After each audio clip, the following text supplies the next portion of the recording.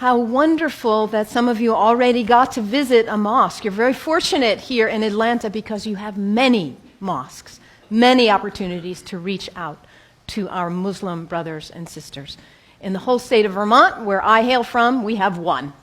So you have no reason to not visit. It's right around the corner from you. There are mosques everywhere. And it's important that we visit because Islam is the most misunderstood and the most maligned religion in the world today. We are being whipped up into fear of Muslims. And when we are afraid, we're stupid, actually.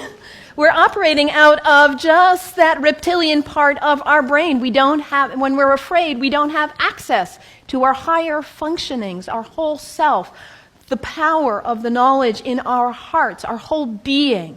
We're resigned to a small place of living. Ali, the son-in-law of the Prophet, says, people are afraid of what they don't understand.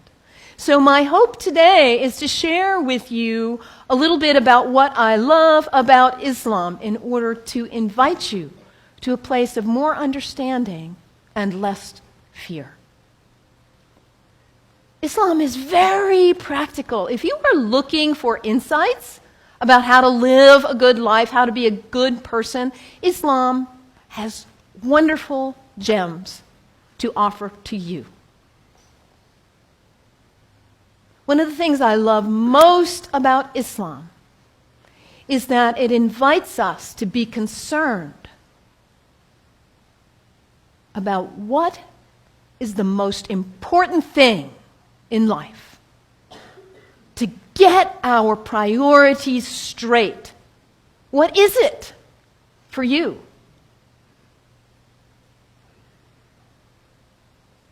Stuff? Money? Power, prestige, family, kindness, service, love, art, compassion. What is it for you?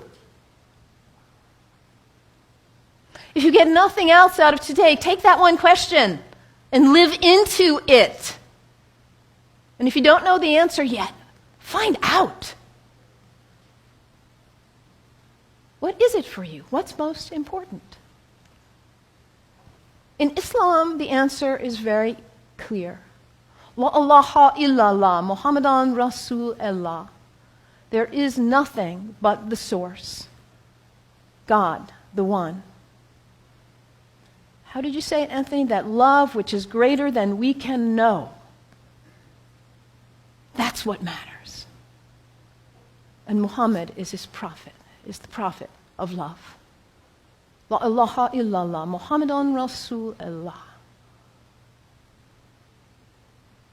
And the thing about us humans, when we get that clarity, we know what's important. What do we do with that? We forget. That's who we are. We humans, we are the great forgetters.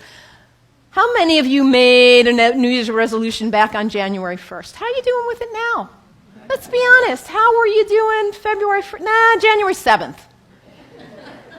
We get this high resolve and this clarity, and then we get caught up in all the distractions, all the things pulling our attention here and there, and we forget.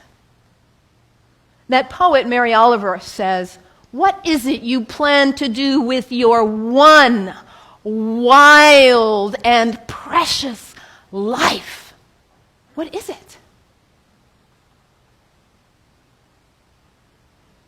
In order to not waste our life, we need to regularly hit that reset button, come on back to center, to our heart, to what we know is really why we are here, what we know is really important.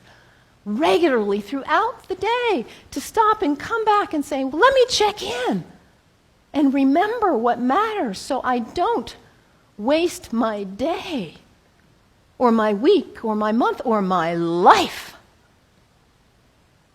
And for Muslims, this is prayer, salat, It is the second pillar of Islam.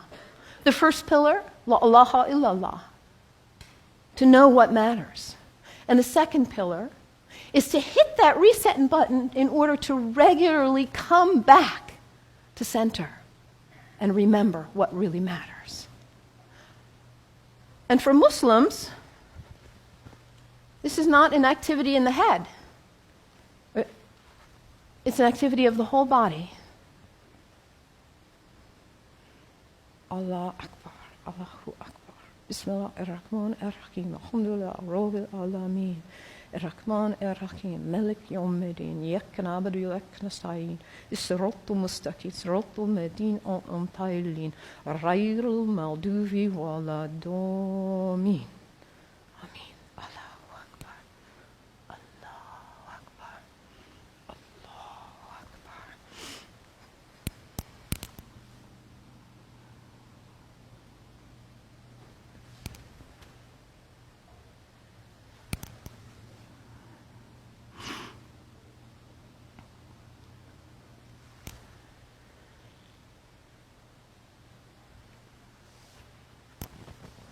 Can you imagine how limber you'd be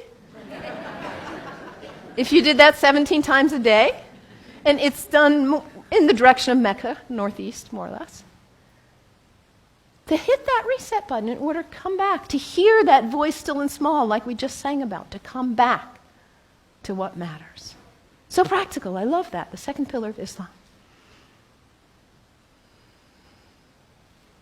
Islam also reminds us to always be concerned about those who are less well off than ourselves.